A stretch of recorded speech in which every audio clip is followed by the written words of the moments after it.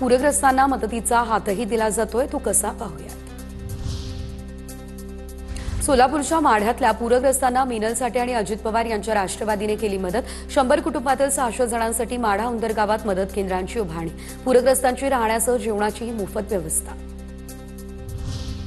पुण्यातील टॉरल इंडिया या कंपनीकडून बीडच्या पूरग्रस्तांना मदत। पूरग्रस्त भागातील नागरिकांना किराणा किट्सचं वाटप। भरत गीते यांच्या कंपनीकडून जीवनावश्यक वस्तू आणि रेशनचं वाटप।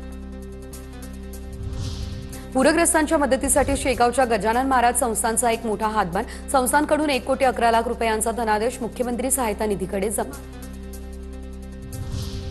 धाराशिवमधल्या तेरणा पब्लिक चॅरिटेबल ट्रस्टकडून पूरग्रस्तांना मदतीचा हात। ट्रस्टकडून 51 लाख रुपये पूरग्रस्तांच्या मदतीसाठी मुख्यमंत्री सहायता निधीत जमा। आमदार राणा जगजितसिंह पाटील यांचीही माहिती। हिंगोली जिल्ह्यात वितरणासाठी 231.27 कोटी। हिंगोलीमध्ये प्राण गमावलेल्या 13 नागरिकांच्या कुटुंबियांना आर्थिक मदत देण्यात आली। छत्रपती संभाजीनगरमध्ये 133 पक्क्या तर 291 कच्च्या घरांची पडझड। सोलापूरमधील मोहोळ तालुक्यामध्ये पशुखाद्य वाटपास सुरुवात। शिंगोली या गावामध्ये आता पशुखाद्य मिळवण्यासाठी नागरिकांची मोठी गर्दी। धाराशिवमध्ये उद्धव ठाकरेंनी भेट दिलेल्या कुटुंबाला एकनाथ शिंदे यांच्या शिवसेनेने केली थेट मदत। किराणा, भांडीकुंडी, जीवनावश्यक वस्तूंचं किट दिलं। हिंगोलीच्या कळमनुरीतील दांडेगाव या ठिकाणी शेतकऱ्यांनी जमीन खरडून गेल्यानं फोडला टाहू। आमदार संतोष बांगर यांच्यासमोर शेतकऱ्यांचा टाहू।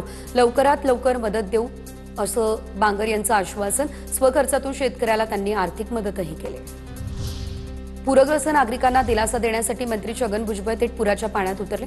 यावेळेस महिलांना भुजबळांनी धीर दिला। केंद्राकडून देखील मदत मिळवून देण्याचं आश्वासन भुजबळांनी दिलं।